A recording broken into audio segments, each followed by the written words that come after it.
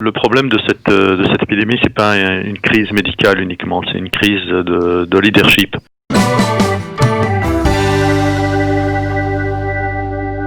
Notre duplex avec le studio Kalita, le Paris-Jérusalem du jour consacré au coronavirus en Israël. Un confinement le week-end, le premier a eu lieu donc ce week-end et il y a désormais l'hypothèse d'un couvre-feu le soir.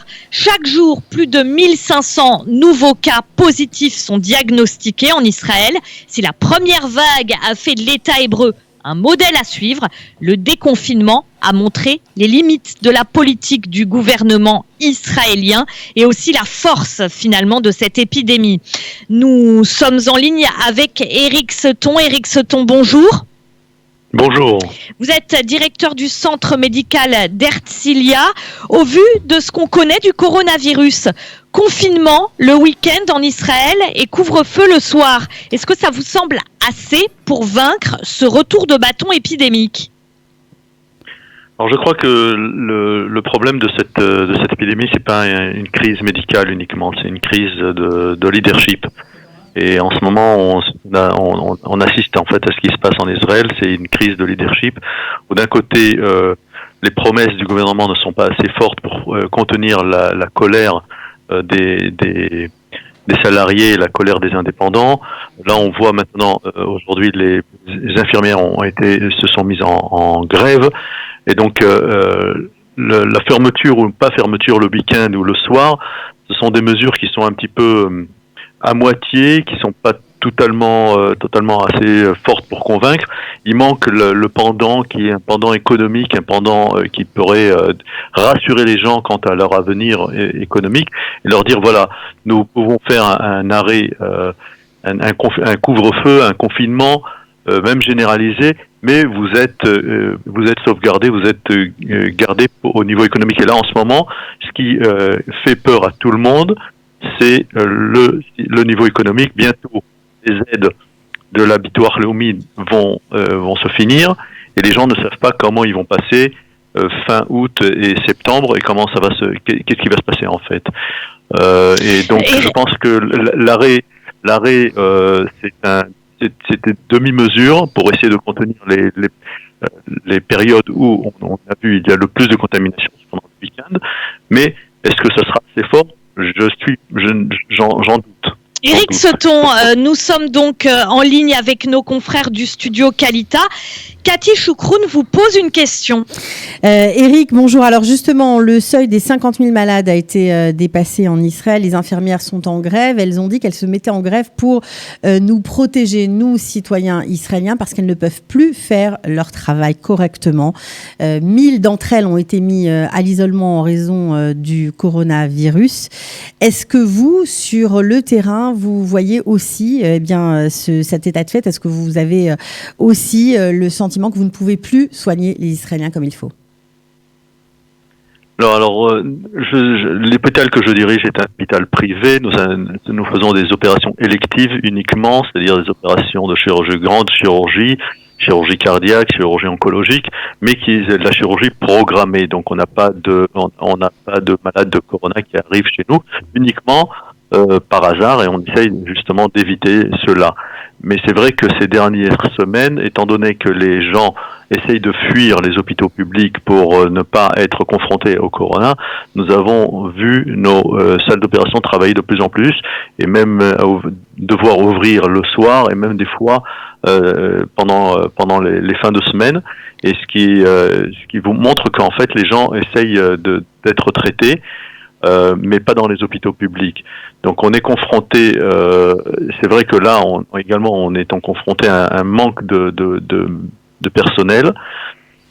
Je crois que ce qui se passe dans les hôpitaux également, c'est également ce que j'ai dit au début, c'est un manque de leadership. C'est-à-dire il faut renforcer énormément le personnel médical.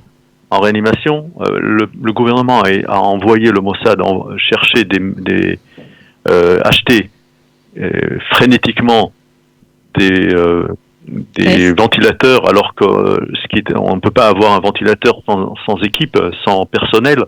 Et ce qui est le plus important, c'est maintenant de former rapidement des infirmières et des infirmiers et des médecins de réanimation, c'est les introduire dans les hôpitaux. Il manque pas seulement pas le personnel qui manque, ce sont des places, ce sont donc des salaires. Donc il faut les débloquer et il faut les mettre en place très très rapidement. Eric. Également, pardon. Oui, Éric Seton, justement, je voulais vous demander, le problème d'Israël, c'est que c'est l'un des pays de l'OCDE qui a le plus faible taux de lits d'hôpitaux pour 1000 habitants. Avec ce que vous nous décrivez, est-ce qu'il faut craindre qu'il n'y ait pas assez de respirateurs, pas assez de personnel, bref, que tous les patients atteints du coronavirus et qui arrivent à l'hôpital, finalement, ne puissent pas tous être traités? Oui, c'est exactement la peur du ministère de la Santé, en sachant que pendant plusieurs années, plus de 20 ans, en fait, la santé a été affaiblie, asphyxiée, et on n'a pas assez de lits, non seulement de lits généraux, mais également de lits de réanimation. Et c'est pendant des années où les médecins et les directeurs d'hôpitaux ont crié, ont hurlé en disant qu'il faut remplir ces lits, pas seulement en matériel, parce que le matériel ne fait pas une réanimation, mais en personnel. Et le personnel, c'est ce qui coûte cher, et c'est pour ça que le ministère de l'économie, le ministère des Finances ne voulait pas financer ces personnels. Et là, on voit en fait le résultat catastrophique de cette politique.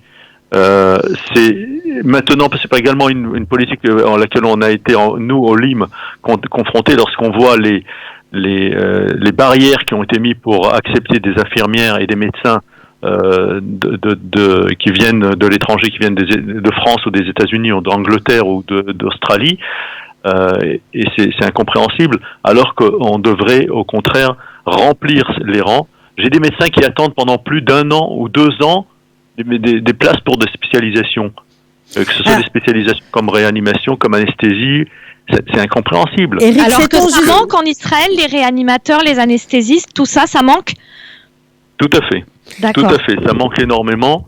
Ça manque pas au point de vue des places qui sont disponibles, parce que le problème c'est le manque de places. Donc il faut ce qu'on appelle en hébreu les tkanim, le teken, la place pour qu'il soit rémunéré. Mais donc les médecins ne manquent pas, mais il faut la création des postes, la création des postes, c'est là où la politique qui a été suivie pendant les 20 dernières années montre vraiment toute sa faiblesse, et c'est ce que nous appréhendons maintenant pour l'automne et l'hiver prochain, avec cette deuxième vague qui va nous frapper et qui commence à frapper très fortement. Cathy Choukroun vous pose une question du studio Qualita de Jérusalem. Justement, Éric Seton, vous parlez de cette deuxième vague qui nous frappe fortement. On commence à parler du retard dans la livraison des vaccins contre la grippe, parce que la grippe aussi va s'ajouter au coronavirus à l'hiver prochain. Est-ce que vous pensez qu'on va pouvoir faire face à ces deux épidémies ? Je sais pas, j'espère beaucoup, et non seulement le retard dans les vaccins, mais nous savons également que le vaccin de la grippe n'est pas à 100% efficace. C'est en fait une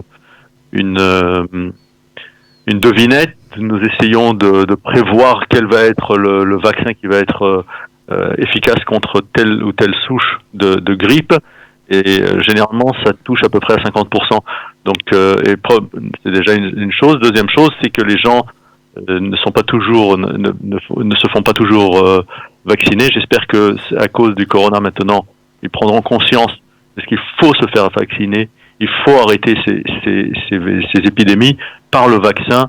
Et également, il faut répéter les gestes, c'est-à-dire le port du masque.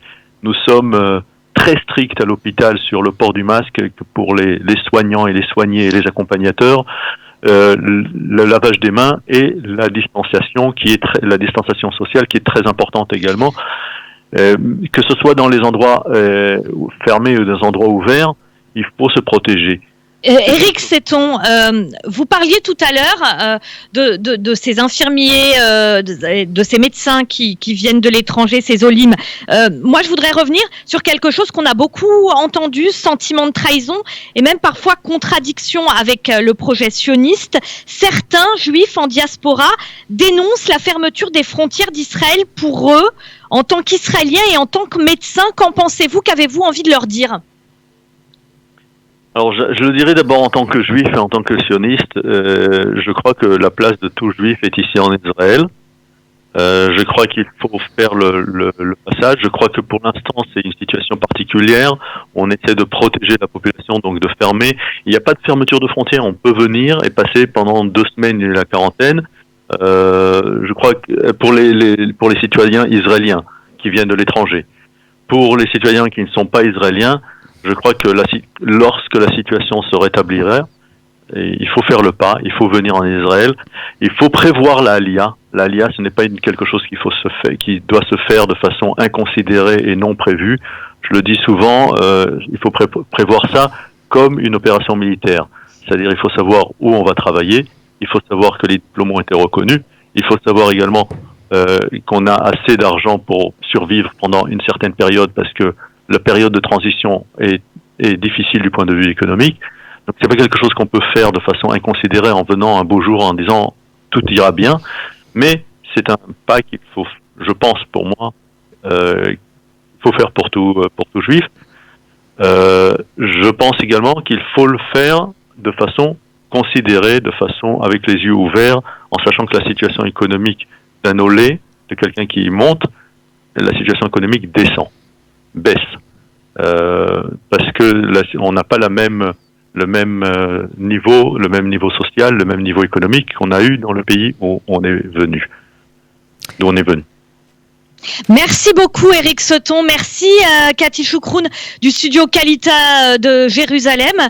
On se retrouve Cathy demain ensemble pour ce Paris-Jérusalem. Éric Seton, bonne journée à vous. Au revoir. Merci aux auditeurs. Voilà, merci Éric.